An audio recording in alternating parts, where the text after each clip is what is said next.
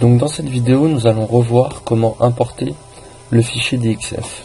Donc je répète la procédure, je clique sur l'onglet ouvrir, je vais chercher mon fichier DXF à l'emplacement où je l'ai enregistré, je le sélectionne, je valide, je définis mon échelle de cotation en millimètres, ma norme ISO, je valide.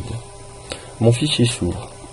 Sur ce fichier, j'ai volontairement modifié mon exemple pour vous expliquer différentes choses. Alors ici, j'ai rajouté un trait. Ce trait correspond à un profil ouvert. Qu'est-ce que c'est qu'un profil? Un profil, lorsque je me mets à une extrémité de ma pièce, dans un trait, j'effectue une trajectoire d'outil, d'accord? Je reviens forcément à mon point d'origine. Ce profil-là, c'est un carré avec un arc de cercle sur le côté, et c'est un profil dit fermé. Je prends mon cercle, je me mets à un point de départ, je déplace, j'imagine le déplacement de mon outil, je reviens à mon état initial. C'est un profil fermé. Ici, ma droite, je me prends un point, je me déplace et je ne reviens pas à l'extrémité. Ici, je ne peux pas couper sur ma pièce. D'accord? Donc cette droite-là, on va l'appeler un profil ouvert. Donc ici, je vais réaliser les opérations de couture. Donc je vais dans profil, autre opération, coudre, non associatif. Ici, je vais lui dire de garder les profilés fermés. Je valide tous les profilés, ok. Ici, TopSolid m'a validé cette esquisse parce qu'elle définit un contour fermé et cette esquisse parce qu'elle définit un contour fermé également. Alors, pour ceux qui ne le voient pas, je vais passer directement en partie fabrication pour mieux vous le montrer. Donc ici, j'insère une nouvelle pièce, je vais chercher ma pièce, je dis que je ne veux pas de transformation, je sélectionne la machine. Voilà.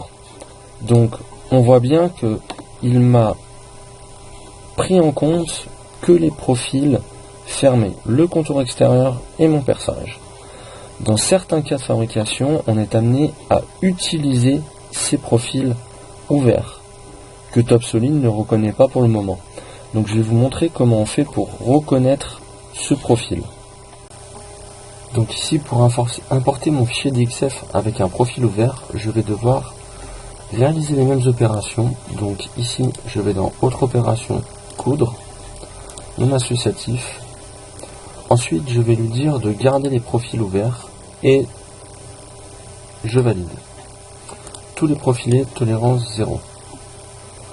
Donc, il a effectué mes opérations de couture. Lorsque je vais importer mon fichier en FAO, donc je sélectionne mon programme, je sélectionne le fichier que je veux importer, pas de transformation. Ici, il faut sélectionner la ligne et arc ouverte. Si vous oubliez de sélectionner cette case-là, au niveau de importation, seules les courbes et les composants fermés seront importés. Donc ici, je sélectionne bien ligne et arc ouvert. Ensuite, je sélectionne ma machine. Donc ce type de fichier est principalement réalisé sur les machines à découpe thermique, telles que la Mazak ou l'Oxytom. Donc je vais sélectionner la Mazak. Ici, j'ai mon fichier qui est inséré directement avec mon profil ouvert et mes profils fermés.